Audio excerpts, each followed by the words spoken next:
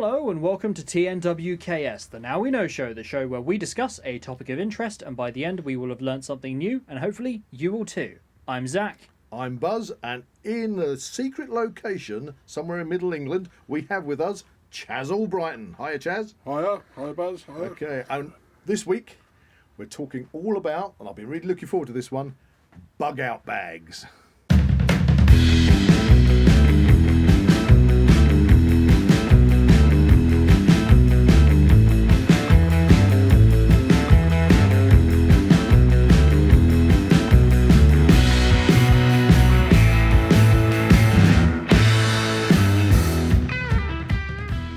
If you enjoy the Now We Know show podcast, support Zak Wylde Productions on Patreon or join our members on YouTube for early access, ad-free content and exclusive episodes. Okay, so before we start on bug out bags, it's time for Weird and Wonderful. Thank you for joining in with that, Chaz. We didn't give you any warning on that one. So Weird and Wonderful. Do you remember last week's? the Eiffel Tower. The Eiffel Tower, the conundrum of the gentleman who had spent 8 years building a matchstick Eiffel Tower. Only to have to get the world record. To get the world record. Who contacted the Guinness Book of World Records. And they rejected it. Which was really sad. Yeah. Anyway, developments. So we are doing a part 2. Wow, I didn't expect this. Last week's Weird and Wonderful. Basically, and I've now seen it. I actually saw it on a news bulletin. I don't know if you saw this. He's built this Eiffel Tower. It's taken him 8 years, and it is 28 feet tall or something. It's a big. It's big, you know. The poor guy has spent 8 years building this thing to get the world record, and it was turned down. Now I've seen more details on it because the matches he used were the craft matches that you can buy from, well, in the UK, Hobbycraft and places like that. I'm sure wherever you are in the world listening to this podcast, you probably can go to your local hobby place and get these things, but they are basically they are matches, but they've not been produced as commercial matches, so they've never had a match head on them, and that's why the Guinness Book of Records turned it down, because their stipulations were that the match had to be one that you would buy from a shop and you would light it, blow it out and use it, and not the non-safety red-headed ones. Don't ask me why, but maybe that's a safety thing, in case somebody leaves a bit of head on the model and it goes off.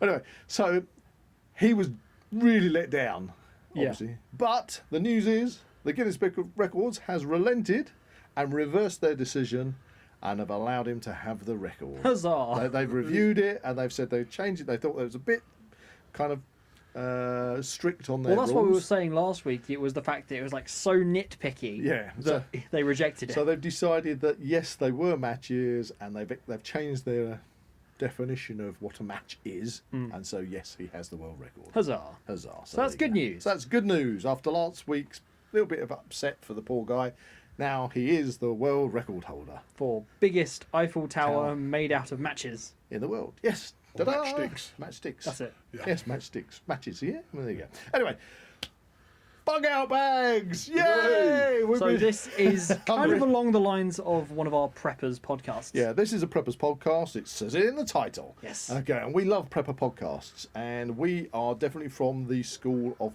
practical preppers. So we're not talking preppers that only live and exist because they are waiting for doomsday. They are waiting for the onset of the apocalypse and the zombies and all this stuff, Practical prepping. So you're prepping because you might live in a flood zone. You might live with the extreme weather conditions we have all over the world these days. Just look at what happened over the past couple of years in Europe with all the wildfires. You might find you suddenly have to, get out of your house at literally a moment's notice and move to a place of safety. Lots of things, yeah. There's all sorts of, you could be in a trouble zone, flares up in the world, wherever you live, and you need to get out. And of course, if you're in that situation and you're a practical prepper, you would make sure that you've got a bag that you can take with you. Now, we're not going to go over EDCs, because we have already done a podcast on that. Everyday carries, things that just get you through the day, and help you out, make your life during the day that much more comfortable if you find yourself in a situation your train's late or something. And we've been through, we've spoken about grab bags as well, Yes. haven't we? So a grab bag would be something that if you suddenly had to be evacuated to the local, say, community hall or somewhere, and you've got a bag that you've got some clothes in and you've got bits and pieces, and because you don't know if you're suddenly evacuated because of a natural disaster, that you might not necessarily have any food, you might just want to make sure you get some snacks and blah, blah, blah. But a bug out bag. This is the biggie. This is what all preppers talk about. It's probably one of the biggest questions that comes up if you ever look on social media and look at preppers groups, on social media. Yes. They're always saying, "What do you put in your bug out bag?" Okay, and blah blah blah. So the bug out bag is the kind of pinnacle of all kind of rush out and get out of your if you have to leave your base. But I think what we need to start with, and we're going to start with asking you this question, Chaz, because I've been doing all the chat so far, is you've obviously come today to show us your bug out bag. Absolutely. So we can discuss bug out bags in general. But the question has to be, what have you designed your bug out bag what is the bug out situation you've got in mind? I didn't have a specific one particularly in mind. It's in case I had to be evacuated from the home or anything like that, but it's also just a bag that I could pick up, throw in the car, and if we had to go out somewhere, and for the sake of today's terms, wild camp or whatever, I've got something that I can go there for a couple of days, 3 days. Now, that's a really sensible way of looking at it. Or longer, if it comes down to having to then forage and things like that. So it was for that, and also emergencies if they should arise. So, exactly. So that's what we're talking about when we say practical prepping, because what you've just described is you've got this bug out bag that you've designed and put together, so that if you just want to go on a camping trip, you can at a moment's notice do that without having to suddenly go, oh right, I've got to go into my shed and I've got to get this and I've got to get that and I've got to put it all in my bag and get it all together. It's grab it and go. Yeah, You know? absolutely. So that's fantastic. And of course, like with all prepping, and I go back to the kind of doomsday things, I'm a great believer that if you prep, because personally I'm prepping for a safe, comfortable and relaxed retirement. That's what I'm prepping for. We all prep for all different reasons. But even if you don't call it prepping. That's right. Exactly, that's right. yeah. I mean, if you have just even having a pension scheme is prepping, isn't it? Absolutely, yeah. But I would. Filling up your larder I don't or want. Technically, I don't want the world to go, as they call it, a shit hit the fan situation. No. I don't want that to happen, and I prep because I mean, we've obviously pandemics. We're bound to get another one, or another one, or another one. We don't want another one, but that's a realistic. We want to be prepared for it. That's a realistic thing that could be is worldwide, or it can be localised, or as we've said, fire and flood and all sorts of different things. With the wars kicking off around the place, it could even be, God forbid, something as bad as that. I mean, if we ever get, we You don't can't rule anything out. No. So if you prep for the practical reasons, then if a scenario that's even worse happens, you should still be prepped up for most occurrences. Giving myself a fighting chance. Some of the stuff I might have to learn on the way because I don't go out and do it all the time. Right. But okay, well that's something we could go through absolutely as we go along. So anyway, here we are in this secret location. You have bug out bag, and interestingly enough, when we were having a little chat before we started this podcast, you mentioned that you'd gone to Scotland. Yep. You'd taken your bug out bag with you. To try and sort it out. Yeah, I was. I told my wife that I need to sort out my bug out bag and took it with me. And the day that I took it out to sort everything out, took everything out of the bag, and my wife, Lisa, she didn't even realise I'd had all this stuff together, and her reaction was, I need one. So, that's good. That's a good reaction. So it's that is an excellent reaction. She's well on the way to having her own complete set of stuff now. Christmas and things. Fantastic. So well done, Lisa. Yeah. No, but that's the kind of reaction, because actually it's not a negative thing. No. A lot of people do find, as soon as you mention the word prepper, it does have that kind of connotation around it still. It's the mad lot of people. Yeah, absolutely. But it's not. We're trying to normalise that. We are doing our best with the Now We Know show and other things to make it as normal as it should be. And I don't want to go into this great detail, but even the government have been bringing out a new initiative called the Resilience Academy, where they are trying to get both local authorities, emergency services, businesses and the UK citizens to be prepared for Scenarios. scenarios that could occur, such as floods, fires, localized events as well as national events, and part of that is encouraging citizens to be prepped to a certain point, which might be, as we've done in previous podcasts, just being prepped for blackouts, and things like that. Yeah. I don't know how popular they are anymore because I don't see them so much, but we used to have whole organisations that would teach kids. We had Scouts, Boys Brigade, Army Cadets that would give them some experience of I think actually prepping, and they are still around. And Zak, you have a great insight in the. Yeah, you ended I up did. going right up to Venture I did Scouts Beavers, Cubs, Scouts, and Explorers. and Explorer Scouts. That's it. And I've helped out Scout leaders before. And obviously, you still have the Army Cadets and things around. But you're quite right. There aren't. I don't think there are enough these days. no, and, the skills are necessary. You don't need to lose You're them. not encouraged to really kind of practice those. Yeah, so what sort of skills are we talking about? I know what you're talking about. Like But for the putting up listeners, tents and things. Yeah, we're talking about kind of bushcraft skills. Yeah, aren't we? bushcraft Being skills. able to Start a fire, start a fire, to cook in the outdoors, and Make a shelter. to be comfortable. Yeah. That's the thing when it comes to bushcraft Yeah. or wood law, as we call it as well. That's all about. It's slightly different from survival. Yep. Survival techniques and bushcraft techniques overlap, but survival is something that you have to do to keep you alive, and get out of a situation, hopefully, or to live long enough for somebody to come and find you. Bushcraft is all about living comfortably in the environment. and that depends on how long a situation goes on for. So you start out surviving, and you end up as a bushman. That's it. or woodsman. Yeah, well, exactly. I mean, that's what the old pioneers had to Exactly, do yeah. back in the Wild West when they were going out into literally they've come from Europe and then they're going out into the Wild West, and literally probably thousands of them died doing that, but then lots of them became Eating too many rabbits. eating too many rabbits, Starving to death. yeah, starving to death because they haven't got enough proteins and things in it. But going out there and becoming those legendary woodsmen, the backwoods woodsmen, absolutely. because we all remember good old 1970s. All the strikes and everything. No, I'm thinking of the TV program. What was it? Survivor? No, not Survivors. What, Grizzly Adams? Grizzly Adams, Grizzly that's the Adams, one. yeah. We all love that.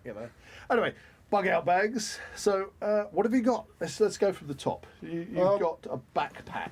Yes, I've got the backpack here. It's getting quite filled up. One of the important things is shelter, so I've got this dry bag attached to the bag at the moment. Okay. Yeah. That's on top of your backpack. That's Yeah, and on the top. backpack is kind of a medium-sized Yeah, backpack. it's what you call a molly bag, isn't it? So it's got all you can change the pouches around on.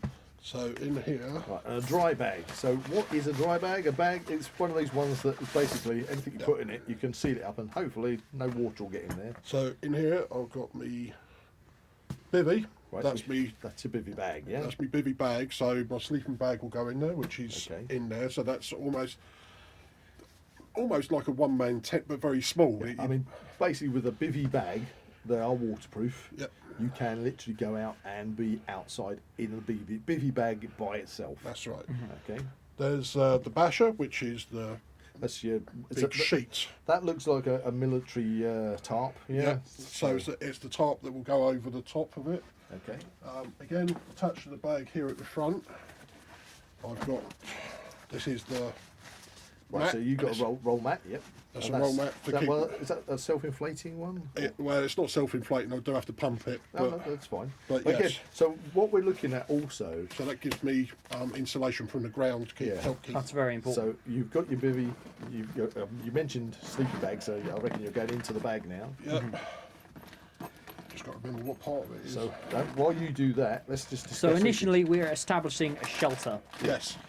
Okay, so and also it's all to do with weight and size. Yes. Because the one thing you've got when you've got a bug out bag is you've got limited space and you might have to hike a long way, so you don't want to be carrying Too so much. much weight Yeah. that you just physically cannot do it. Well- Right, now the sleeping bag is out. That's the principle of the shelter, basically. I've got a ground mat, I have a sleeping bag, more or less a one-man tent, the bivvy bag, and then I've got a tarpaulin or a sheet, ground military sheet to go over the top to make a tent. Yep. Right, okay, so that zips up around you, sort of got the toggles around your head.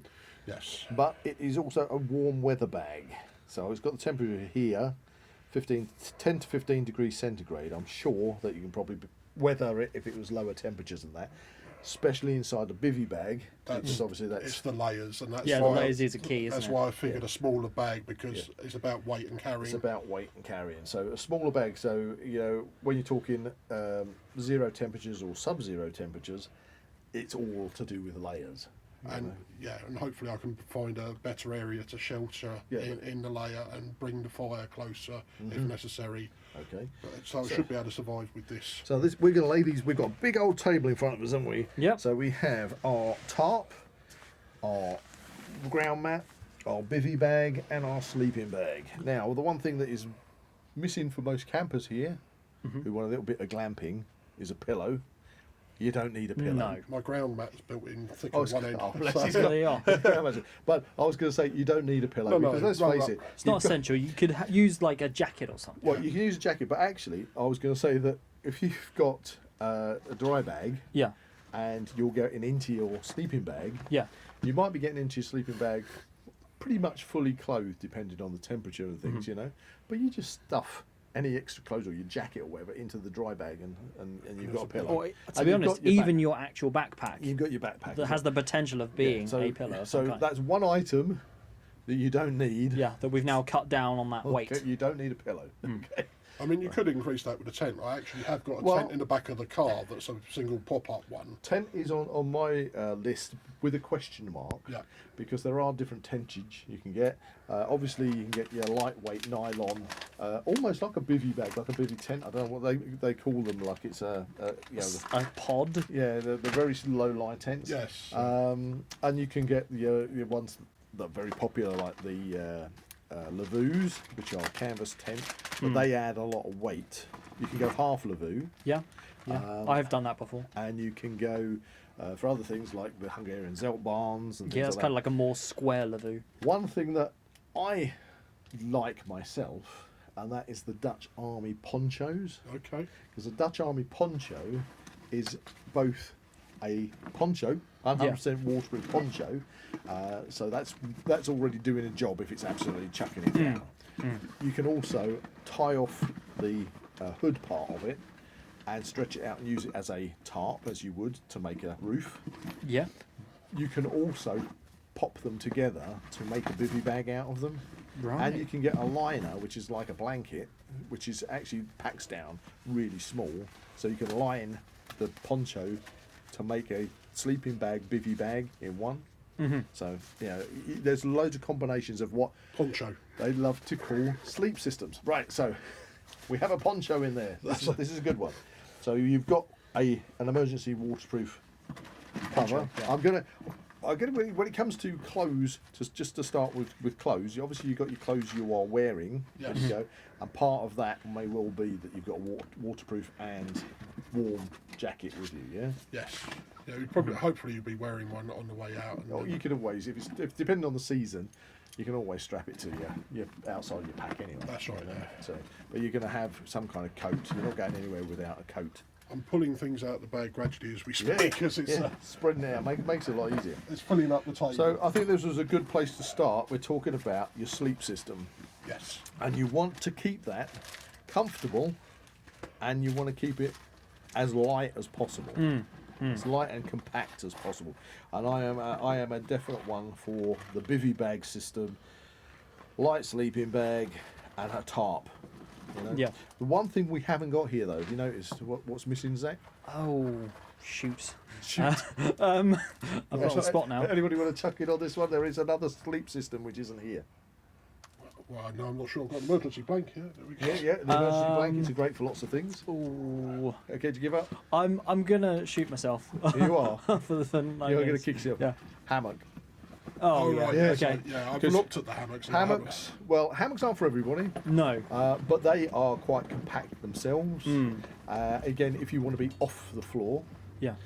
some hammocks have got their own roof on them these days, or you put them. Well, like fly nets and things. Yeah, and you hang them, or you can just hang them under a tarp anyway. Yeah, I suppose that is the thing though with a hammock. You've got to obviously rely and find one of those like Somewhere you can places string it you up. can string it up. Yeah, so Whereas if you're in like the middle of a field somewhere, you're going to be a bit knackered if you've only got that option. yeah, I think the thing is, it comes. There are people that like call them ground. I'm a ground sleeper. Okay, I'm not. I like a hammock once in a while for a bit of a leisurely afternoon. Yeah. In the woods, just listening to the birds and seeing the sunlight dappling through the trees, and They aren't for everyone. But I don't greatly enjoy sleeping in a hammock. There's a knack to getting in and out of them, and unless you're practiced, I would hate to go out on a survival thing, try and get in my hammock, fall out and smack my head on something and do myself some damage. So. And there's other people that have, maybe because of medical conditions or maybe just because of their size, or can't literally sleep on the ground, and they find the hammocks are the way to go. Yeah. Yes. So it's personal choice really, but I think. But having options is good, options. But not at the deficit of that weight. Yeah. You want to keep.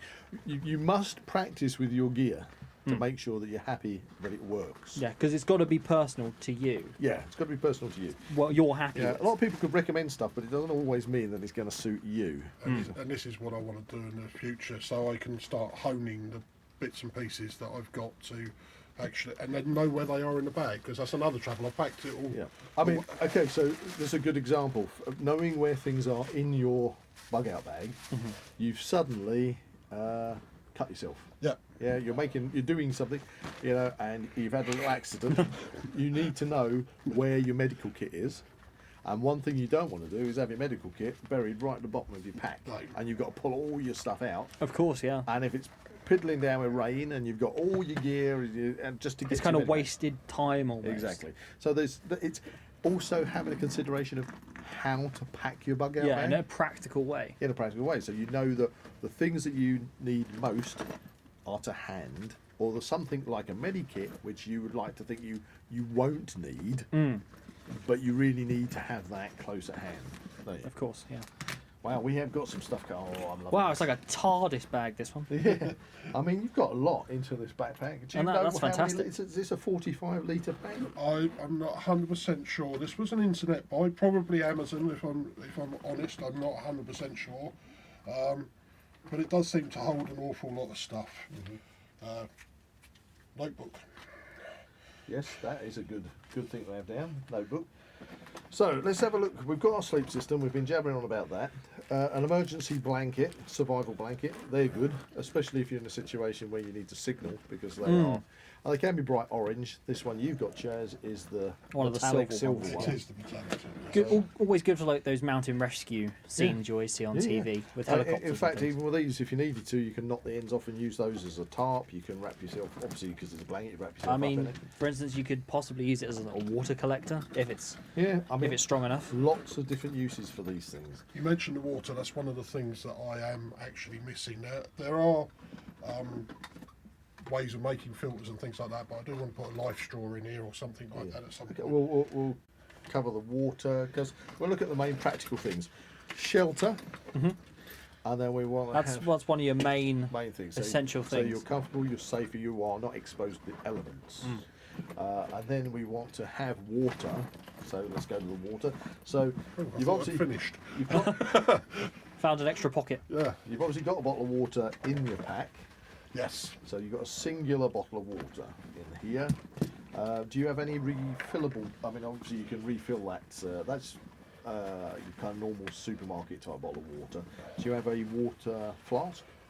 Yep. That's a flask, yeah. It's a little bit of an odd one. Nothing I should pack it in, but you can just fill that up with water, take it, and then So you have a spare, because again, that's one of those things. 2 is 1, 1 is none.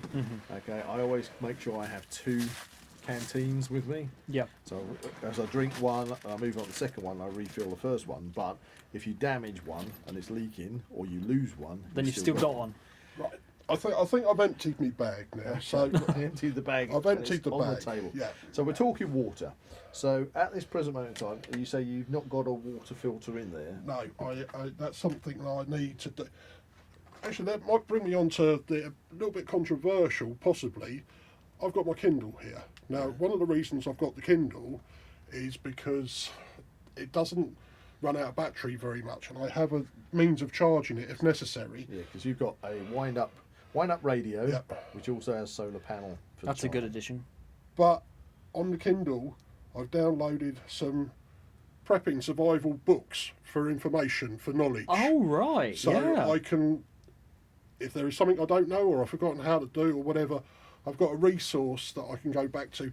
Now I know it can get damaged and things like that, but then taking a book, and it's a lot lighter. I can carry hundreds of books on this. Yes. Yeah. Sarah Downing, who was in last week, would agree with you. Oh, yeah, She's definitely. a great Kindle fan. So, just in the library, I can go into practical survival skills. There's a couple of books there and bits and pieces, and I need to look for more and add to it at some point. No, that is a fine addition. And even for a bit of entertainment, just to kind of take your mind off things. Yes, I've got books to read as well, exactly. Yeah. I do like reading. Honestly, that is part, I'll say survival, but any situation, to be able to give yourself a bit of an uplift. You know, that's why I always have in there, I might have some sweets. But it might be that it's just the fact that you've got some tea bags or some coffee, and you've got the facility of making a hot beverage, can be so morale building. Exactly. You know, you don't want, especially if you're like tired, worn out, you're wet, cold, that can really lift your spirits. But thankfully, we're not going to be wet because we've got all this stuff. So we've got our Shelter, system. yes. So we're talking about the water.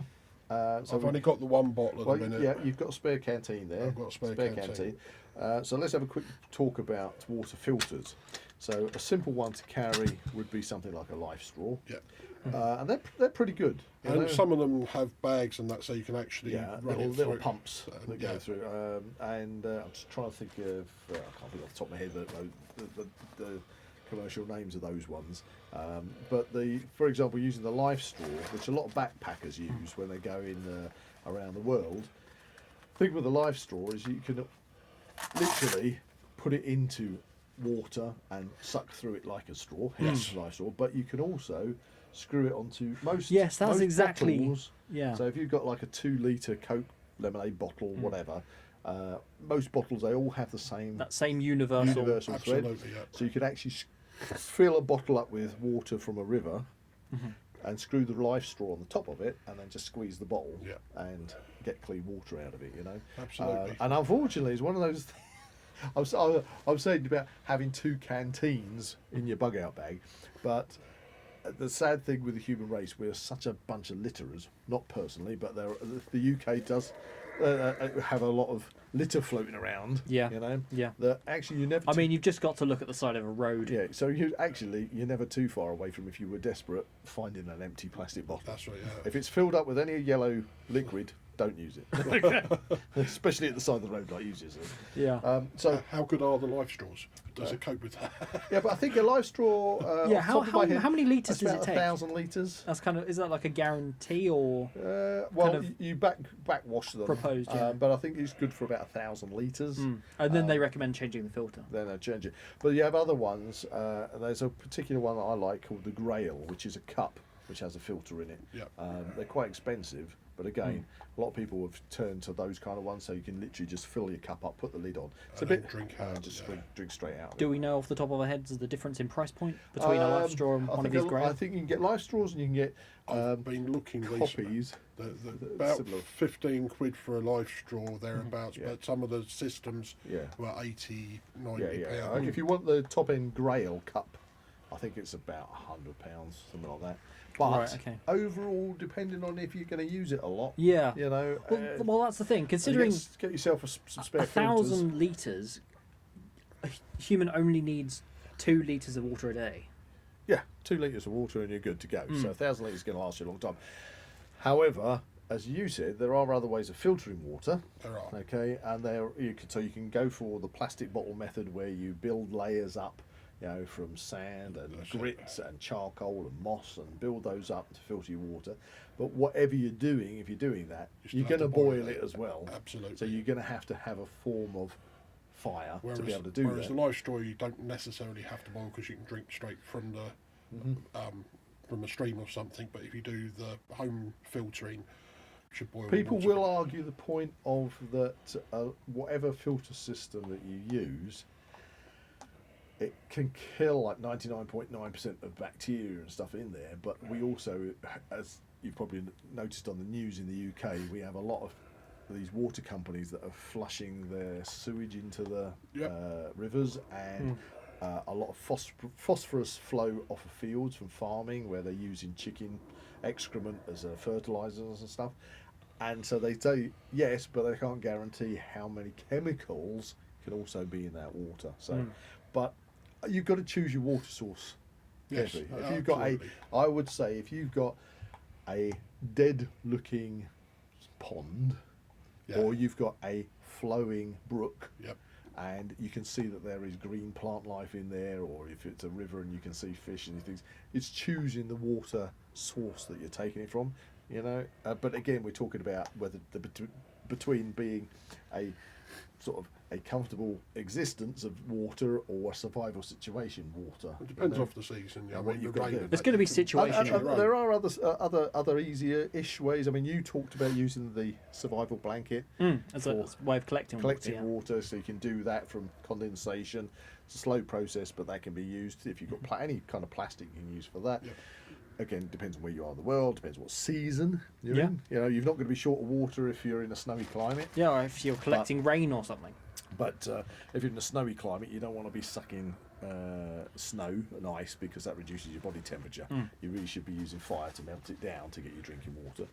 But Talking about rain, that's a waterproof cover for the backpack. Should I actually? excellent. That is on my list as well. So to make sure that you don't get ingress of water into your backpack, to have a waterproof cover. And that waterproof cover, again, can be used for other things. You know, And again, where you it's can- very compact. very compact. Final thing on the water filters, you can go as simple, and I don't know why people don't do this. You can get some water in, if you've got a couple of containers, you can water in a container, and if you are like me, I always wear, and I carry bandanas, okay? Bandanas. I mean, you've got one on right now. I know. But they're very handy because you can use them as bandages, you can use them for all sorts of carrying things in if you need to. So a Arm sling. Yeah, an arm sling. Bandanas are very useful. But if you have kind of muddy water in one container and you have some fabric you can put in it, you can basically, the water will come down that into the next container and the actual fabric will filter out, Yeah. Yeah, I've it's got it. like siphoning. siphon it off, siphoning effect. So there are some, and then boil it afterwards, obviously. And you may need to do that a couple of times depending on how dirty the water is. So water, you have it in you have it covered, Chaz. Yeah. Yes. You have It's it all about options. options. So we have water. What are we gonna do about fire? Fire. Well, I've got my stove kit here. Right. So this is your like cook set, yeah. Yep, and I've several different methods of making fire. Is this a military German one? I think it's a German or a Dutch one, so Yeah. that's my. So the top lid of comes it. off and gives you basically a nice little pan with a handle. Yep, Which so- you can also use as a cup. That's my cup or drink, but I do have a metal cup as That's well. really nice. I like that one. And then I can cook in this base bit here. 1984. I think this is a German one. So I've got the waxwood and the Oh, fire you- steel. yeah, look at that. Waxwood or fatwood, as people like fat- to call it. Yeah. So you've kept a piece of that. That's so. For example, if you go on the lower part of the pine tree, Yeah, sure. especially don't go attacking live pine trees. But if you've got a pine tree that's come down, if you find a stalk low down, Yeah. the sap concentrates in the lower part of the trunk, and if you can get at a branch where it's coming out of the trunk, cut that off, cut into it, you'll find that the heartwood will be very saturated in sap, and that's what they call fatwood. And what can you use fatwood for? Basically, Takes a you, spark for you can make a little pile of shavings off this and just take a spark, as you Wow. would do with silver birch bark. That's really clever. Yeah. I like that. So it's quite nice that you put a piece on your ferro rod. Okay, I've got to ask you, you've got a ferro rod here. I'm a great one for one. The 2 is 1, 1 is none. So Yeah. when it comes to being able to light a fire, what secondary method have you got? There's a lighter there, which is Yeah. basically. I'm not against lighters. No, Okay. but it is there. I have You've got some storm matches in there. I believe there are some storm matches in here. Plus, I have my compression The piston, old fire pump, piston. fire piston. That's Yeah. it. Do you know that's one thing that I have never been able to So really I- get to work. There are some storm matches. Yeah, I was just there. here. Yeah.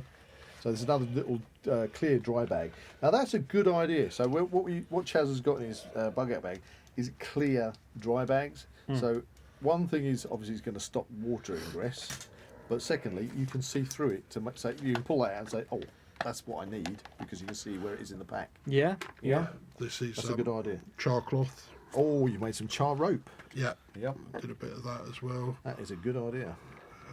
And char cloth, yep. All right, so we're going to get A demo. we're getting a demo Well- of the fire piston. Hopefully this works. Okay, Don't practice, you. that's it. But I'm No. okay. On this occasion, there It's we all go. right. It's all right. It's all right. So the idea is if you compress the air violently, it produces a sunburst of heat, and that will ignite the char cloth in the end of it, and you get that little ember that then you can transfer to some more char cloth, or in this instance, you've got a load of char rope in there. I love char rope. It works really well. Again, with a ferro rod on a bit of char rope. There we go. So Chaz is just loading up the fire pump.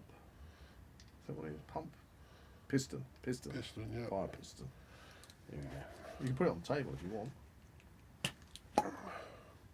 And it's not going to go this time. I've been Okay, quite one successful. more go. And there we go, we got a glow. Superb. So he's just going to gently blow on that and go and give it a little puff. And we got it. That's okay, that's okay. Well, thankfully where we are, there is a log burner in the corner, so you can just chuck the ember in the log burner and we'll be good. So there you go, the fire piston. It's just another method to try. Honestly, it So- is great to make sure that you have lots of different ways to do the same job. I'm going to ask you this. Can you make fire using traditional friction methods? Like hand drill? I haven't particularly done it, so no. Flint and steel is about the best I've Steel. done. Yeah, okay. Well, that's great because again, that's one of the skill sets that we Yeah. all like to learn. Because once you can create fire from maybe using friction methods, it doesn't matter where you are, you Yeah. should Have a rough idea you of what carry you can that do. fire within you. Oh, that again. If we've got the pot, which has got the Vaseline soaked cotton wool in, Yeah. which takes a spark straight away. So there's several different methods I've got of Yeah, making the so fire. so many So options. what I was going to say was, this is what I carry in my bug out bag, is I have a fire lighting tinder bag. Yeah. So it's all in one leather bag. So I've got, to tell a lie there, because I've got two. I've got one which has got my flint and steel and my ferro rod and the items that I generally use for making fire, plus some tinder. Yeah. And then I have a second one which is literally just full of tinder. So that's got things like, Well, I mean, yeah, you can collect stuff in that, can't you? yeah. Because when you're out and about, you can get your cramp balls, your Well, the King Alfred's cakes. King Alfred's cakes and horseshoe fungus and all sorts of different things. Silver birch. Of course. I always have some silver birch in my pouches. Anyway, so we've got plenty of way of making fire. Yes. We have our shelter, we have our water, we have fire. I have a small stove. Okay, so we've got, what is this, one of the, It's a multiple one, so it's a fold-up stove and it will burn sticks. is it a Lux Cedar, is it? I don't know whether this is actually a Luxedo one. I'm not sure. Yeah, they're quite popular. I love these little things. But yeah, it's So that's literally a portable log burner. Yeah, little log stove. Again, very compact. Which is ideal. and it will take the bowl, Yeah. and I can do the spirit burn as well. And I haven't got any fuel tablets. Well, that's the thing. Some of them, I mean, a lot of people love the Trangiers. Now, Trangiers is a kind of general term, generally meaning the burner that takes ethanol or methylated spirits, which is the burner itself. But you can get a Trangier set, which has got the saucepans and everything. Is all. I love the Trangier handles. Yeah. You can use them on pretty much anything. I know. I got It's like the crocodile Lisa handle, isn't it? Yeah. for Christmas a little stove like that, and hers comes with the Trangier set as well, which sits in it as Yeah, well. so you can instantly make fire using the fact that you've got fluid, but also if you haven't got that, you can use a cooker like that to have a safely contained log wood fire. So with the cooker and the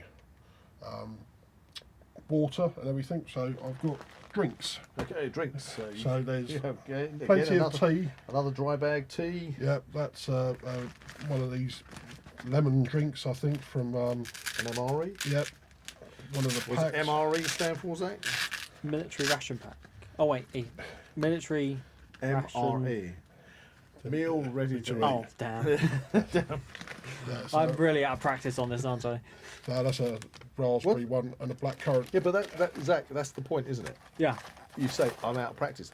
Hence, that's why we Hence, need to practice. I should be prepped to get sorted with I mean, this. it's nice to come and show all the kit because any ideas that I can get and variations and seeing. Yeah, and I mean, looking at it, it's given me like loads of ideas I hadn't even thought of. So, oh, talking about fire starting, there was one fire starting method I haven't even yeah, I saw covered. it earlier. Magnifying glass. Magnifying glass. That is one big lens you've got there. Yep. And again, this is a huge, big magnifying glass lens, which we always used to do that. Did you use that when you were a kid? Yeah. Setting fire to paper? Yeah, and stuff? absolutely, We used to do yeah. that. I never did that. You never did that? Well, we'll have to do that with you. Yeah, sometime. that would be But, really you cool. know, you can use, if you've got to wear glasses, you can use glasses. You can even use a plastic bag with water in, and you make it like a ball. And as long as you can reflect the sun through it Yeah. with the correct intensity, you can get a fire going. Do you reckon you could use a mirror or something? Would that I work? don't It'd have to be a Or would that convex just- mirror. It'd have to be a bolt on, The- so the- it'd have to focus the light. Focus the light. Right, okay. I think they do a They do a fire cooking- starter lot. yeah, Yeah, a little It's cooking a thing. little convex mirror with a little wire in the middle that you And you put your put- tinder in. That's the one, yeah. That's it. And the mirror shines it on. And again, that's going to be practical in a lot of hot climates. I mean, even as a signalling device, a little mirror, that Little mirror, could yep, really help you. yep. I've got a couple of gadgets here which are questionable how useful they are, but they're Yep. it's Good old multi-tool credit Multi-tool card. credit yeah, card. and this one is a knife, fold-out knife, Again, a little credit card type. a little credit card type. They acquired somewhere, and I just threw them in the kit in case they were. Well, yeah, because Well, they're lightweight. They're not overweighing your system, are they? There may be a case where it comes up that I need it. But So, as far as being able to boil water, you've got your containers. To cook your food in, you've got containers. You've got a fire itself. I mean, obviously, we can all do a ground-based fire if you do it correctly and safely. So, you know, we have a facility of keeping ourselves warm and for boiling our water and for cooking. When it comes to food, you've got a bug-out bag. What kind of period of time, how much food supplies have you kind of got in your bag to take with you? well, at the moment I'm a little bit lacking, so I've only probably. I mean, if I ration the food that I've got here, three days maybe, I'll be hungry. But it's about. I mean, I would have This to is push it. one of my issues with bug-out bags. When it comes to food, Yeah. and again, depends on the individual, you know, because I mean, you're a big guy, Chaz. Yeah, yeah. You know, you, I wouldn't be enough food calorie-wise for 3 days, but to eat it for 3 days. I mean, I've got plenty of stores. So. yeah, there's plenty of stores. But that's the thing. Food does take weight, Yeah. and it does take a lot of space. I mean, those high energy bars, they're Yeah. actually pretty good. I have those in, and we did a review on those, and I have those in my bug-out bag, so I can literally last off of those for 48 hours just eating the high energy, high calorie bars without touching anything They else. do take some chomping Yeah. Yeah. You need a But drink. Yeah. I know I'm getting the calorie intake to keep you and I'm going. not gonna starve to death, and that's the thing. You know, you need water as a priority. Food, it takes a lot longer for you to starve to death than to dehydrate if you haven't got water. We live in the UK, so to be honest, we're never far from water wherever No. we are in the UK. And I'd like to think that we're in quite a good country for foraging as well, depending on Yeah. the season. Yeah. Depending on the season. But anyway, so we've got what? So let's go on a 48 hours Okay. comfortably Yeah. on the food. Yeah. So we've got a couple of instant noodles there. Yeah. I've got Got them some on ration packs. a ration pack, Soup. a soup, a couple of high energy bars, and a couple of those drinks will be quite high energy. Yeah. The raspberry drinks And some baked beans. Yeah, Oh, baby. and a little tin of baked beans. Little tin. I mean, that's the problem. I find it impractical to take any kind of big canned food. Yeah. I think things like ration packs, or you can go to places in the UK like is it Go Outdoors, where you can get those. Again, they are MREs. I don't know, I can't remember the brand. They're Yeah, quite I'm not expensive. sure. Yeah.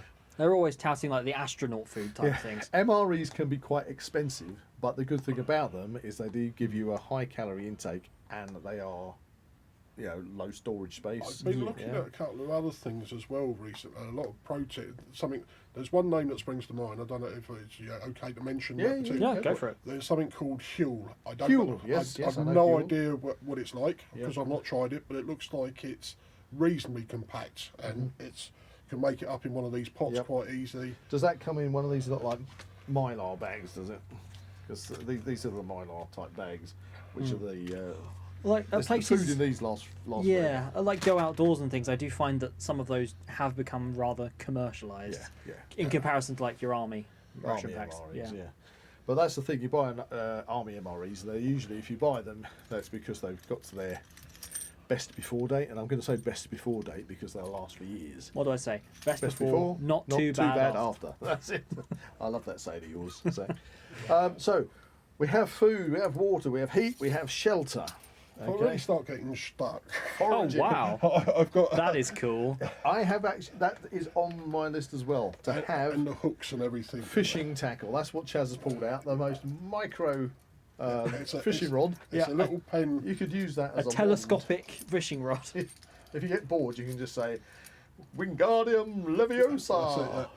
Or you can point at things on. You can point at things, So, let's go that way. Over there, yes, definitely. Or if you meet a ruffian, you can whip them about the buttocks and say, away with you. But it comes with. I've never used it in anger yet, so I'm not sure how good it's going to be. But it's something. Is it fair to say that's kind of freshwater fishing tackle? I wouldn't. Yeah, float fishing. I mean, I would have thought you could probably catch that because again, it depends on where you are. I mean, we in the UK, in England, and where we are in this secret place. Yeah. We're in Middle England, so you couldn't be further away from the coast if you tried.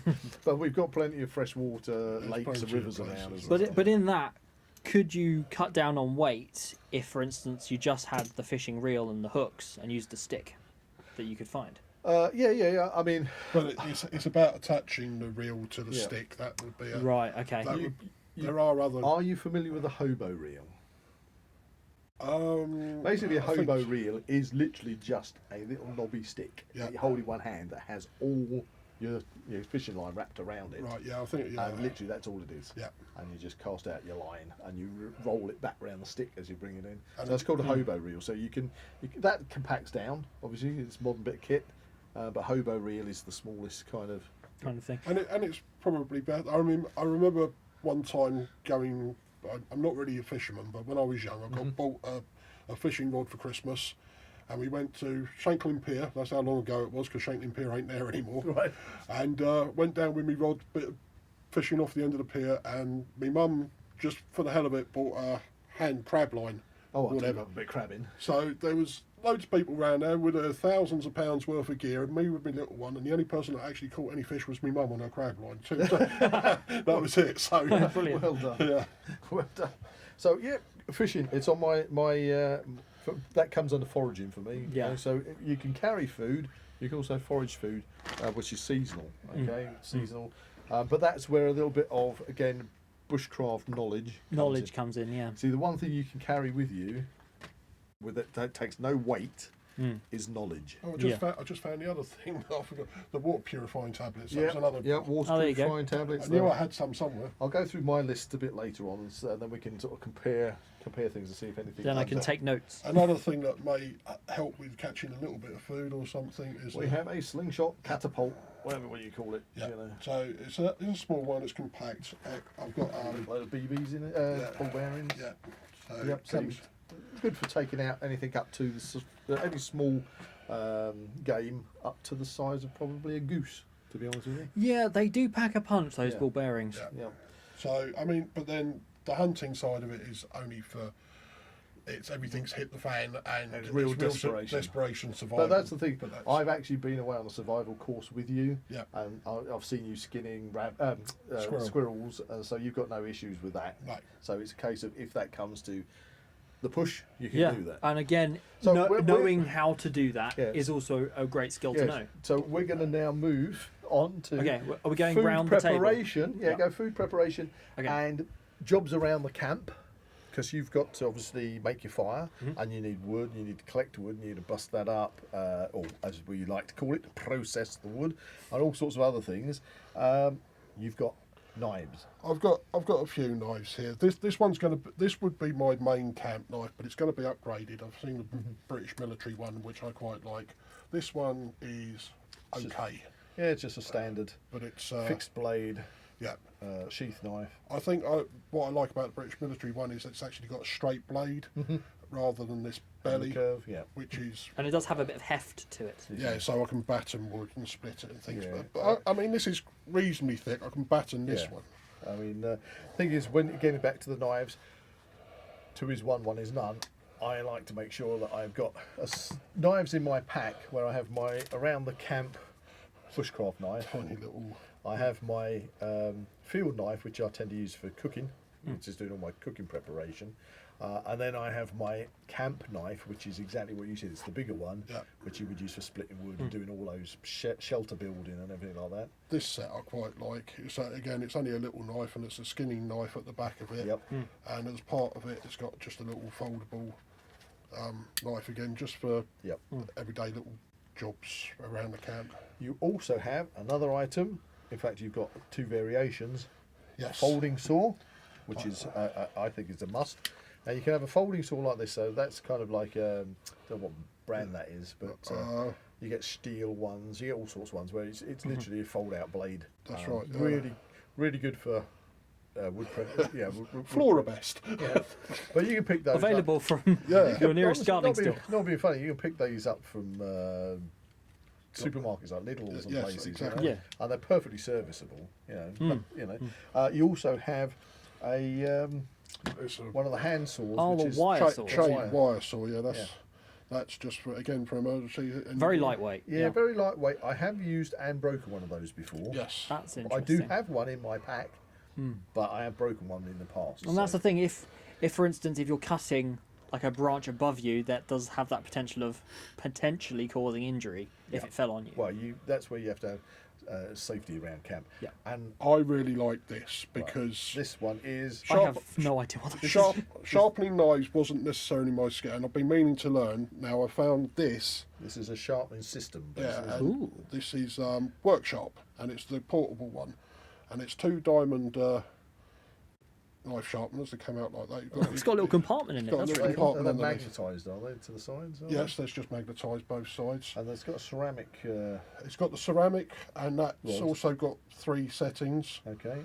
For course, and it's got a strop on that side. Leather strop as well. And it's got your angles built in there, so if you just keep it very simple. Lay your knife on the angle. That's a fine side, and you just lay it on the angle.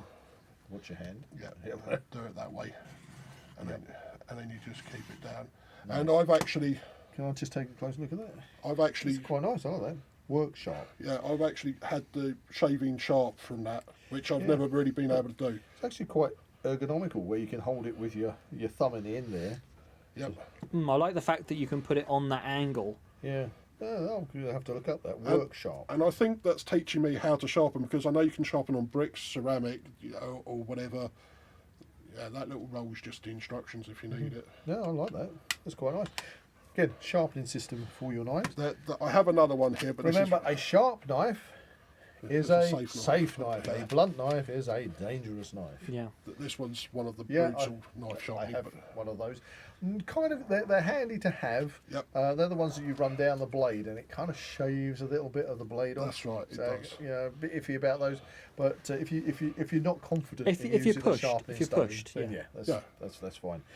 So you've got all your camp tools. Well, I've noticed you haven't got here is a hatchet. No, I haven't got a hatchet as yet. That's something. A hatchet is something that I always like to have in my pack. It would be on the camp. See, the thing is, you can go large camp knife, or hatchet.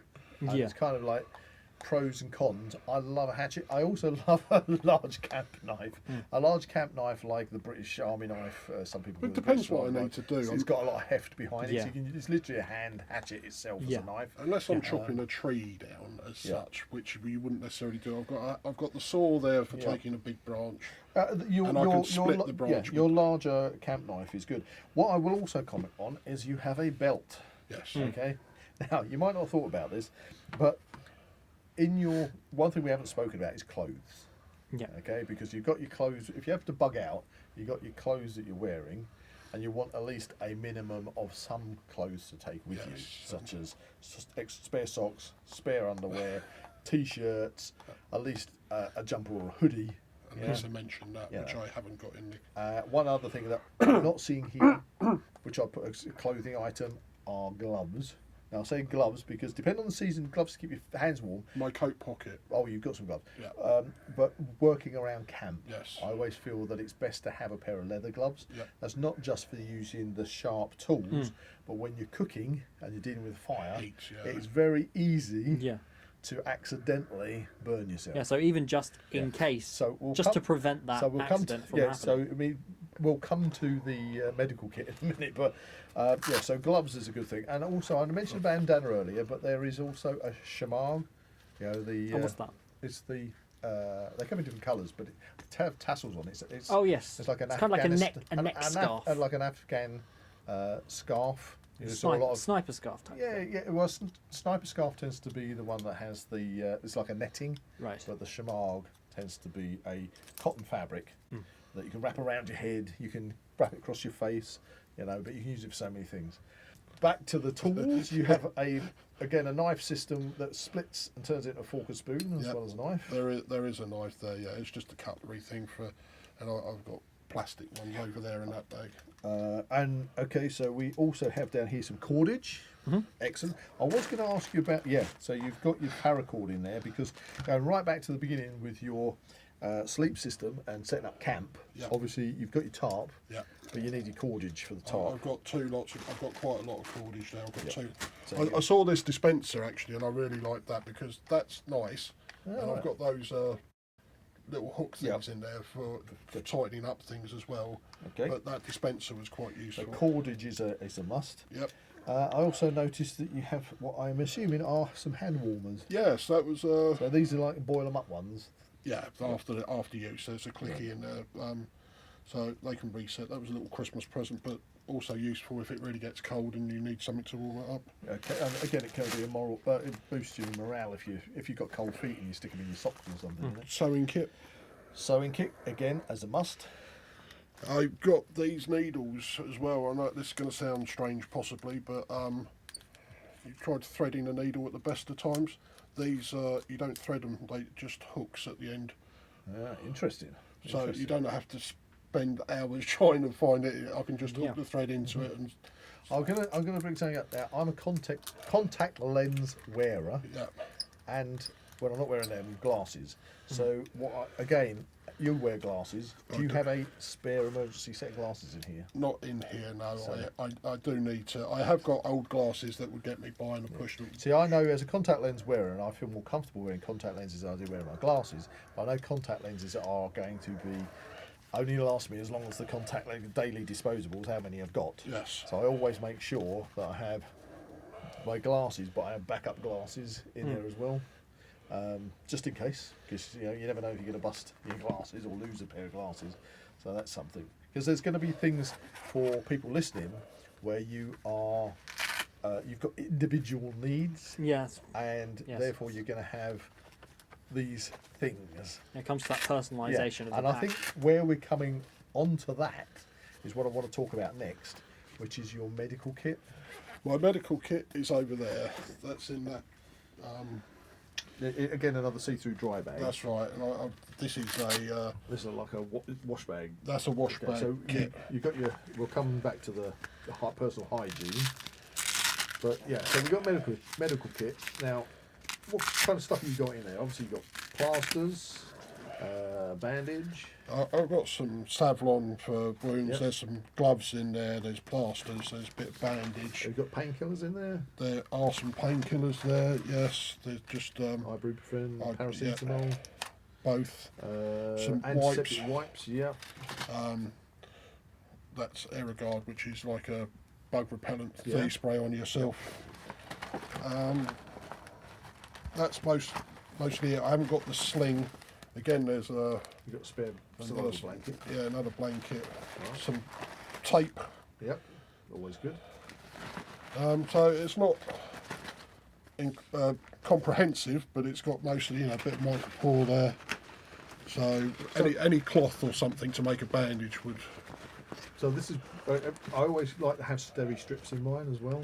Okay. In case you get a bad cut, you Right. can then literally, because they're the surface skin, Yeah. like stitches, skin steri strips always a handy thing to have.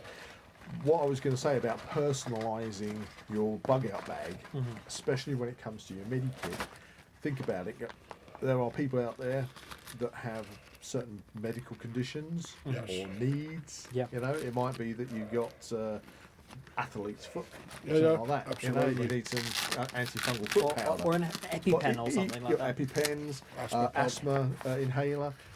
In fact, to be fair, when it comes to feet, again, I like to have some blister pads in there because if you're having to walk a lot, Yes, you know, absolutely. there's nothing worse than getting a blister. So it's something you can treat your blisters with.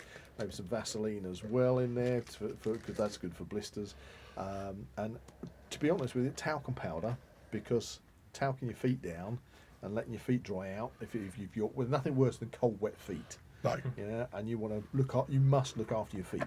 Yeah, so things that you can do to look after your feet is a must for me. Talcum powder's a good shout, and it might be something that I add. You know.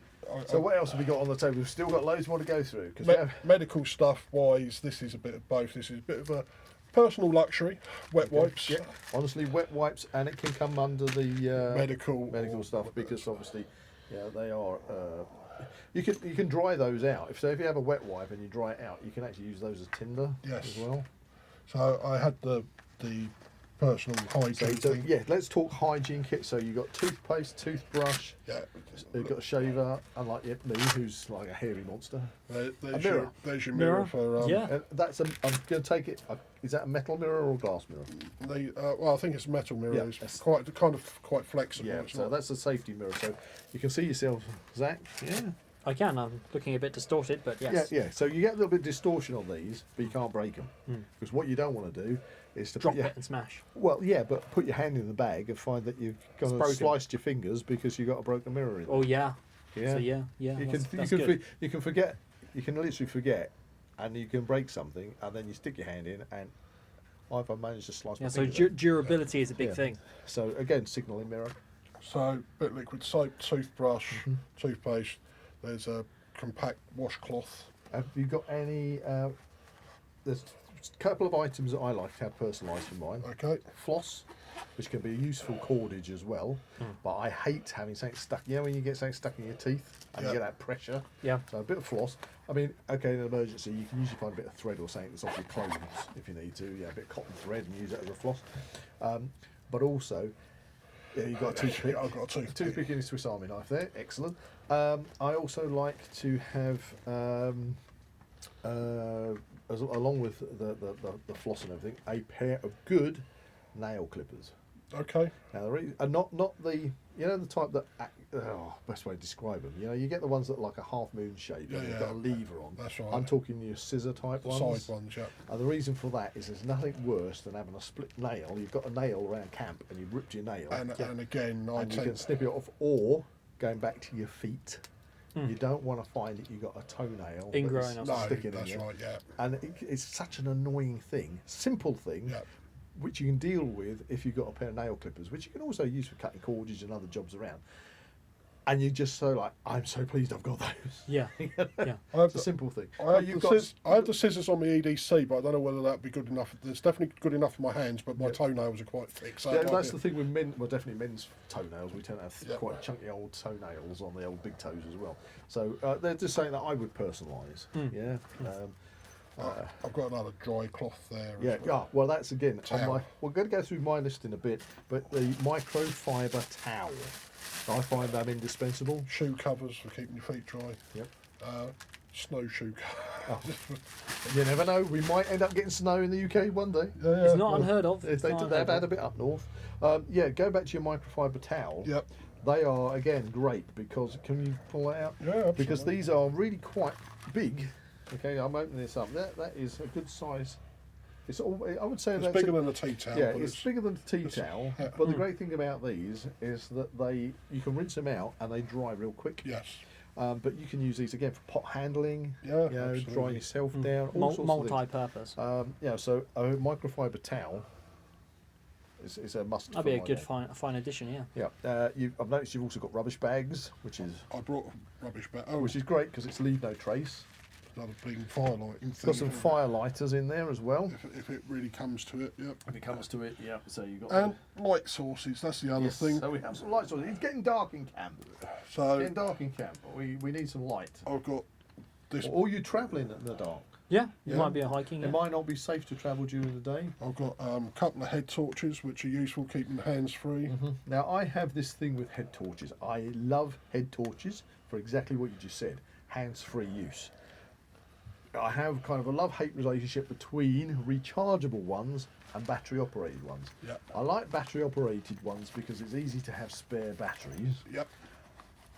and the rechargeables are great, but you must have a source to recharge. You're like this then. I like to diversify. Right. This is something, I don't know how good it is. I haven't had it long enough really to use it in So earnest. what's this called? This is a... Shadow Hawk high performance light flashlight, and actually in some respects it could be a bad thing because it might be too powerful, so it might kill the battery.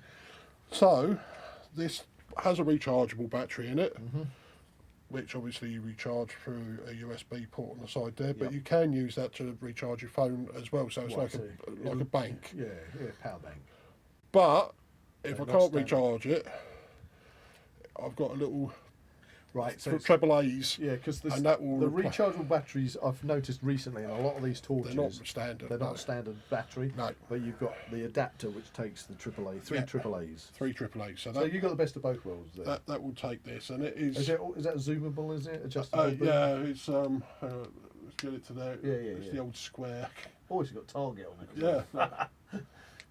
Halt, who goes there? Yeah, who goes there? Awesome. So so when for your backup power, you do have batteries. You do have Of course, we have another torch. power bank, and you've got, as we mentioned briefly, you've got your wind up torch. It's a wind up torch, radio, Yep. battery bank, all in one.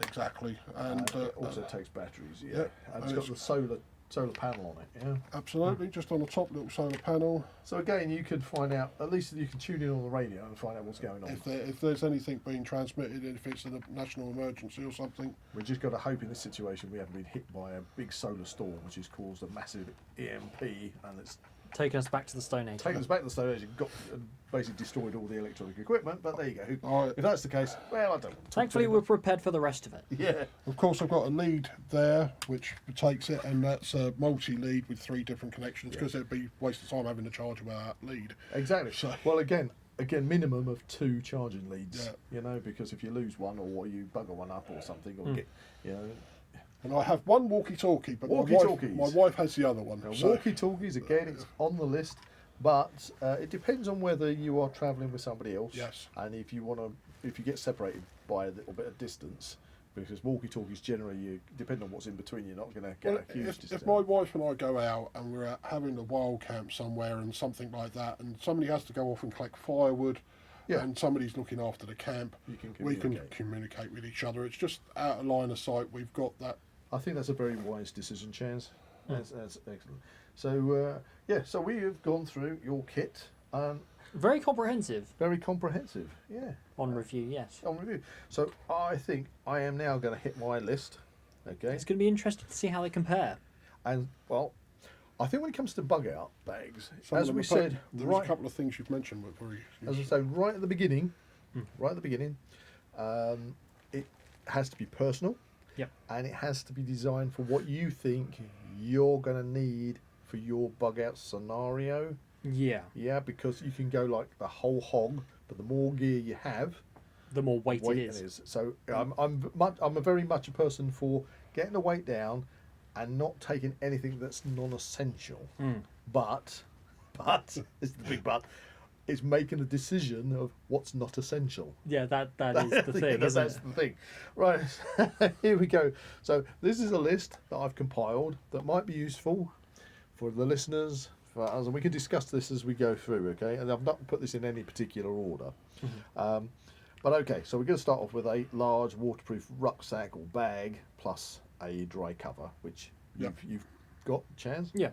Now, this is an interesting one, which I have covered in previous podcasts with the grab bag. You might want to also bear this in mind for your bug out bag, depending on the situation that you put under. Especially if it's a flood situation or potential that you've had to be evacuated because of a wildfire, and because let's look at all these houses that where the wildfire, the houses go up. Yeah, so you think I've got to go. There's a wildfire coming, which in the UK isn't unusual now. Nope. They had them down in Kent, you know things. So this is something that you might want to consider if you haven't already. Not necessarily keep it with your bug out bag, but this pack to keep it in a safe and secure safe where you can go and grab it a moment's notice, and that is your documentation. Okay, Which is so, something I hadn't so let's go through this. So let's just say you've got a lot of important documentation for your personal self and your household. So we've got possible all these things. Some people have some people don't have everything. You've got passports, driver's license, birth certificates, marriage certificates, your education certification, the deeds to your property if you own it, mortgage information, household insurance details, personal insurance details, your will, vehicle registration and ownership documents, bank account information, your government gateway login details if for your tax purposes, if you're self-employed and you're doing your tax returns, your national insurance number, a USB stick. I would recommend 2 USB sticks because they're only light, but a USB stick with copies of all that documentation on it as well. Yeah. Okay, plus family photos. Okay, Yep. because they go up in smoke, you'll kick yourself. Yep. Okay, and of course have, if depending on the situation, but cash, bank cards, and one other thing I've tagged on the end of that is your CV as well. Okay. You know, because you might not want to have to write the CV up again. Okay, if you CV, it's an idea. And I mean, if Okay, it so- is in that potential scenario, and they are kind of like the government, whoever's emerged as being in charge, they might be looking for people to do things, Yeah, and you can prove it. and you can prove, at least to some extent, Yeah. that Yeah. you've got the skills. It's a good idea to have a lot of that stuff so- on the Yeah. USB stick, but we have the cloud as well these days, Yeah, so there's yeah, another yeah. backup.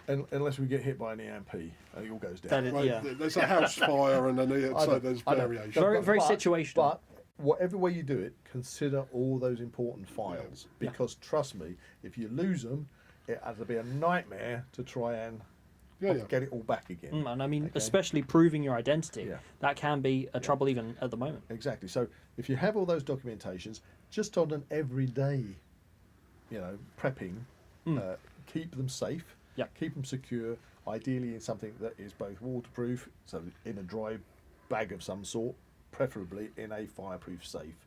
But somewhere, if you need to be evacuated or you need to leave your home, you can grab those and take them with you. Yes. Right? So there.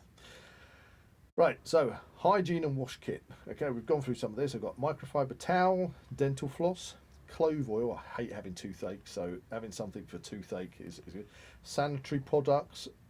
I'm talking about that for the ladies, but they can equally be very useful for the men if you want to use them for wounds or Yeah, for absolutely. starting fires and Yeah. things like that. Wet wipes, deodorant, toothpaste and toothbrush, emergency sewing kit. You already covered that one.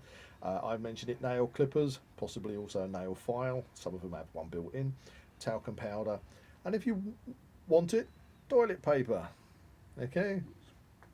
We haven't talked about going to the toilet. But you might want some toilet paper. Hence the wet wipes as Yeah, well. wet so- wipes. I mean, you can get Bit of luxury there. hygiene wipes. Dispose of it sensibly. Leave no trace. Okay. And again, I mentioned it, special needs. So you might be somebody like myself. My special needs would come under contact lenses and having spare glasses. Okay, because that's sensible. Medical kit. Again, special needs. We mentioned it. Asthma pump. If you've got something like that, you want 2. Don't just rely on 1. EpiPens. You mentioned those, Zach. Yeah. And of course, if you have a particular medical condition, you want your medication for that.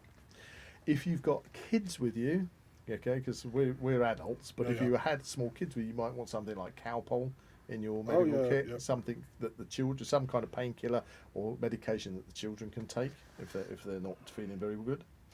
So, but in your main medical kit, I've got things down here as antihistamine tablets for allergic reactions, paracetamol, ibuprofen, bug spray, you covered that, Chaz, diarrhea medication, rehydration salts, multivitamins, plasters, wound dressings, antifungal cream, antiseptic cream, foot powder, steri strips, sterile wipes, burn cream, blister care products, bandages, safety pins, emergency scissors, scalpel is a very handy thing, because if you get a nasty splinter, you know, you need something like a scalpel to get it out sometimes. You know, eye bath and eye wash is a definite thing that is always worth having. You can get little plastic bottles with a little snap off top that you can use for washing your eyes out. There's something to wash your eyes out with, because again, if you get something in your eye and you're out in the middle of the woods or something, you know, you'd be really glad you got that.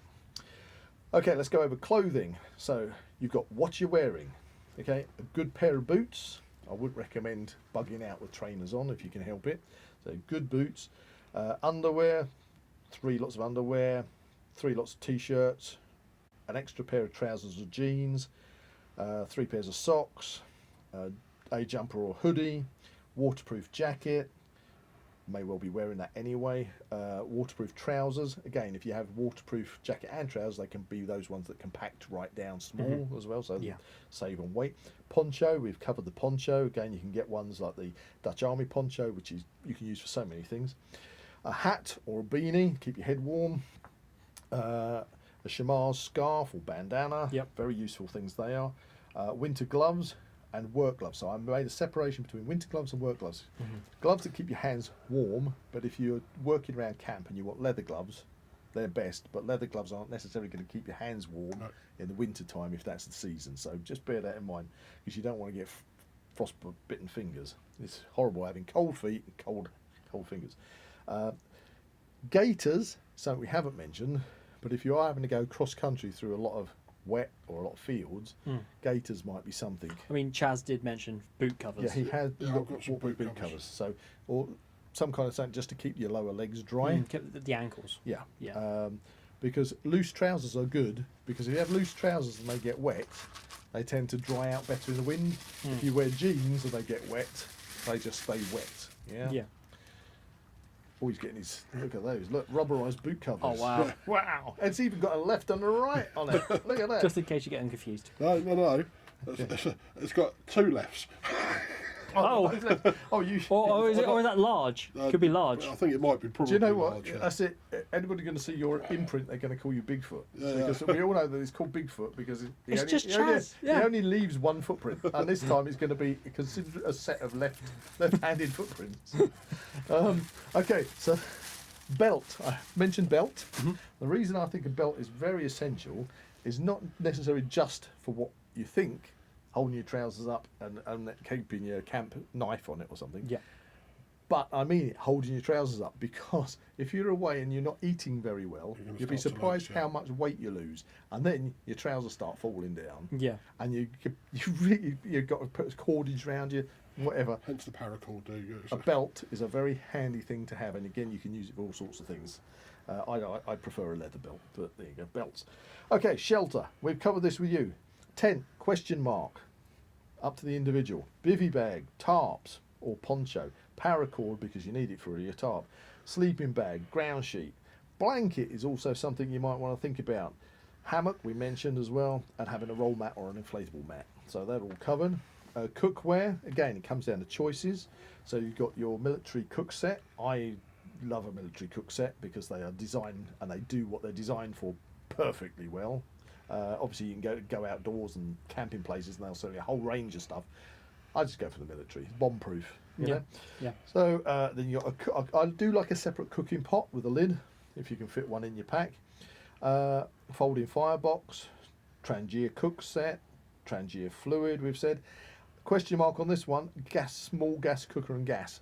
I don't go on those because some people love them, but once you run out of gas, they're just a useless item, But horses for courses, and we've talked fire lighting, so ferro rod, flint and steel, matches, lighters, fire pump or piston, should we say, chemical methods such as potassium nitrate and sugar, traditional fire friction methods, carrying a fire lighting tinder pouch in your backpack, you've got a great one because I love the fact that you've got some cloth and char rope in there, and a tin opener. Now, tin opener, I've put down that because if you're cooking, because this is under the cookware bit, there's nothing worse. I mean, you've got a tin of beans here with a ring pull, but if you do have a tin, having a tin opener, which is on your multi-tool or on your Swiss Army knife, or just a tin opener, a good old P38 tin opener. Is that one of those little metal ones? Dinky ones. Yeah, that's a really tiny one. I don't know whether this has got one on it. But a tin opener, it can be an absolute boon. Oh, I really love those massive claw ones. Yeah, like on the British Army penknife. That's it, yeah. Yeah. That beast will open anything. Yeah. It will. Fray Bentos pies. It'll tear one of the lids off of that. Right, so then we've got food. We're getting there, guys. We're getting there. Food. So if you're talking, you want at least 24 to 48 hours worth of food in there, which could be made up from things such as MREs, high calorie energy bars, sweets. Make sure you got tea and coffee, because hot chocolate if you want it. You can obviously forage, and the fishing. I was great to see that you had your fishing tackle in there. And there's one other area. There's one other area that I want to bring up on the food stuff. Yeah. If it comes to bugging out, not for everybody, and it depends on the scenario, but you might want to actually put caches of supplies out there where only you know where they are. Yeah, so essentially you're bugging out to somewhere with one stuff. thing we haven't mentioned is if you're bugging out, you might be bugging out to a place. Yeah. And depending on where that place is, how far away that place is, how you're going to get there, it might be worth having caches of supplies, which food supplies, yes, but you can also put other things in those caches. So that might be so that reduces the amount of stuff you need to carry. Yeah. Because you can say, I know where my caches are, I can go there, and then I can store stuff. I can retrieve this cache and move on. So caches. Water, we covered that. So water bottles, minimum of 2. Water filters, spare filters, and water purification tablets. You nailed that one, Chaz. And obviously knowing your bushcraft knowledge of how to do filters and other things, your gypsy wells and such like. Camp tools, knives, minimum of 2. We've already mentioned the British Army penknife. Yep. That's our favourite little penknife to carry. Hatchet or large camp knife, multi-tool, Swiss Army knife. That's what you've just been playing. Yeah, absolutely. Folding saw or bow saw. You can actually make a bow saw very easy, even if you've just got a saw blade, which can slide down the edge of your backpack and not even notice it's there. So if you've got something like that, or folding saw is ideal. A folding poop trowel. Okay.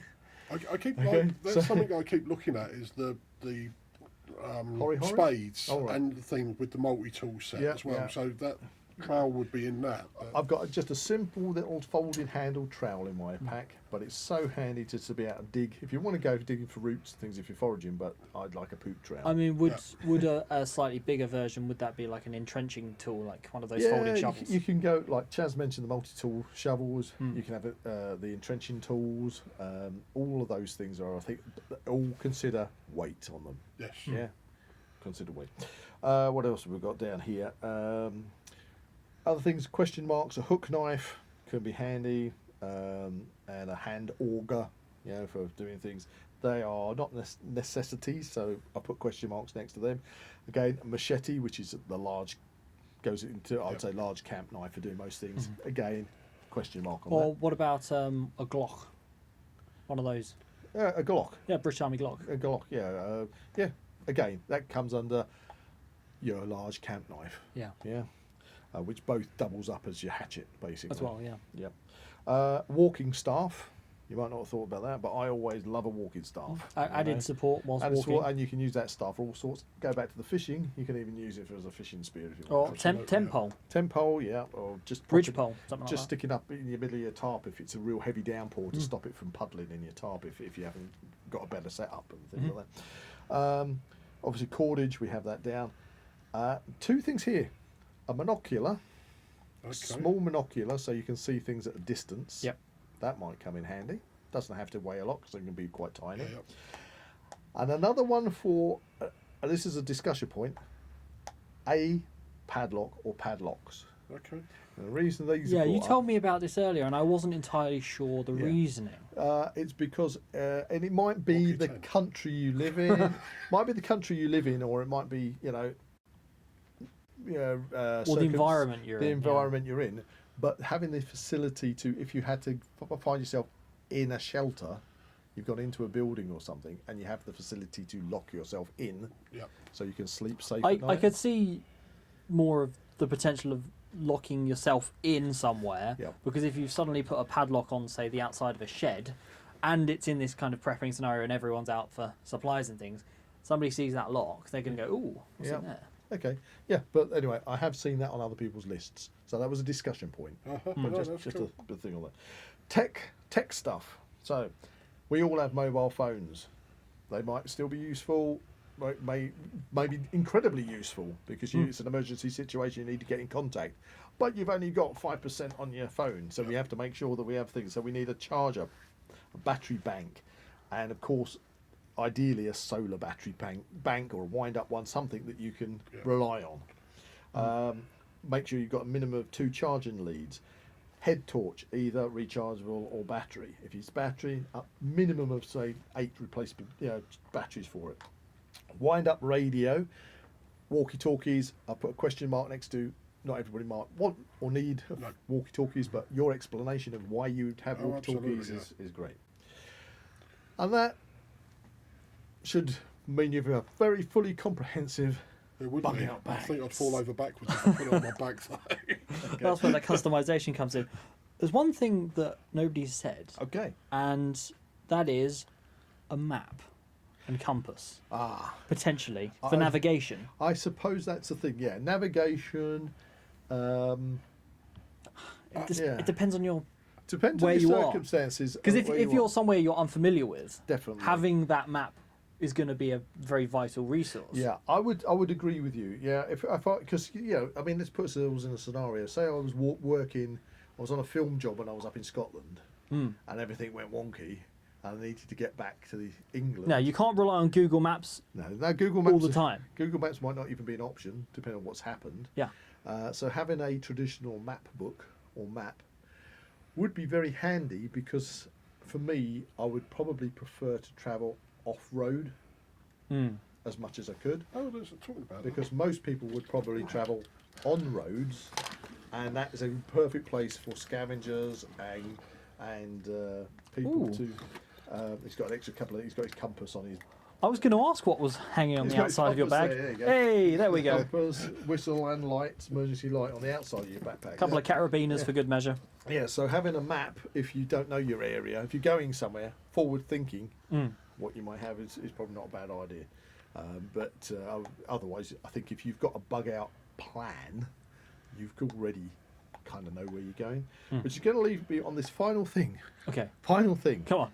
Have you heard of PACE? No. Right. PACE is used in the... I assume it's an acronym. Yeah, it's an acronym. PACE is used in the military for communications. Okay, so you should always have your primary form of communication, which is usually encrypted communications, etc. If that fails, you need an alternative form of communication. If that fails, then you have a contingency form of communication, and then right down to the emergency communication, which something like in the military would be a completely open mobile phone where anybody can pick up and intercept your signal. Right? But you can also apply PACE to your bug out plan. Okay. That's an interesting So idea. if we're talking bug out plans, I want to finish off this podcast by just saying, consider the term PACE that you should have. So again, especially if you've got things like you've got a destination that you've got in your mind you're going to go to. If anything went wrong, I'm going there. That's going to be your primary plan, your preferred bug out plan. Yeah. Yep. But let's just say, for whatever reason, you can't get to that place. Then you need to have an alternative plan in place underneath that. Then you might find, for example, that you are not in a place where you intended to start your journey from. Yeah. Yeah. You might have in your head, I'm bugging out from my house. Yeah, you're always going to plan for the most ideal scenario. Yeah, but you might find yourself you're not at your house. Yeah. Or something else which is going to cause an issue. So you need a contingency plan in place of what if. Yeah. And then, this is kind of the bottom end of it, you haven't even got your bug out bag available to you, but you are in that situation, you need an emergency plan of how to get by. Okay, so if you remember PACE, primary plan, alternative plan, contingency plan, and an emergency plan that goes along with all your bug out bag preparations. Absolutely. Then hopefully, fingers crossed, Everything's we're right. sorted. Now, this is where we are rounding off. It's been a fantastic podcast. Thank you so much for coming. I've got to try and fit it back in the bag. Got to fit it all back in the bag. However, we are going to do a follow-up one to this. Right. Okay, we're going to do a follow-up one where we're stress testing bug out bags. Chaz has agreed to do that. Oh, absolutely, yeah. Has Lisa agreed to do that as well? Yeah, she's quite up for Okay. it. It's a So learning. what we're going to do is we're going to do one out and about where we are actually going to set up a scenario where we leave our base of operations, head out, walking Into the wilderness. See what it's like to carry all this gear, set up camp, and then stay out maybe 24, 48 hours and see what we need, what works, what skills we require. What is vital, what is we do. essential, Yeah, what maybe is possibly maybe we could get rid of. Get rid of what we found that we could really do with and we haven't got. Yeah. So we're going to do a follow-up one later in 2024, which is going to stress test all this stuff. No, I definitely need to throw my hat in the ring on that. Excellent. Yeah, Right. really need to kit myself out because I've got really the bare essentials. Even that's probably putting it positively. You need to look after your bug out bag. I do. I really do. You know, once a while, even if it's just maybe once a month or something, just get it out. Yeah. and I mean, have a this look at podcast has just prompted so many ideas that I'm I hadn't hoping- even considered. it. Okay, so listeners, I hope you've picked up some stuff here. Chaz has got his bug out bag here. He's spread it out all over the table. It's got some fantastic kit. I've rattled off my long list of stuff. If you've got any suggestions, you've got any alternatives, please put them down in the comments. We want to Yeah, hear we would from love you. that. We would love that.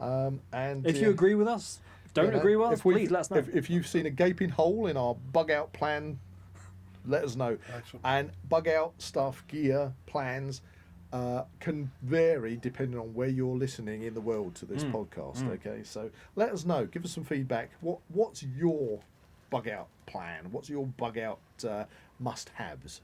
I'm looking forward to stress testing our stuff. Hey, Excellent. So, before we end the podcast, it's that point where we find out the topic of the next exclusive episode for our patrons and YouTube members. I've run across The grabbed the secret secret location. Yes. I know, because we brought the hat. Sherlock the Holmes fancy- Hat of Mystery. Yeah, I brought it with us. Yeah. Nearly forgot it, actually. Oh yeah. Nearly left it back in the dungeon studio. Anyway, Chaz, would you like to dive into there, pull out anything? Don't tell us the episode number. Because Tell us the episode number, Oh but no, not the name. don't tell us what the name is, just the episode number. I've got it back to front. didn't See I? if we can guess it. Well, there we go. EP5.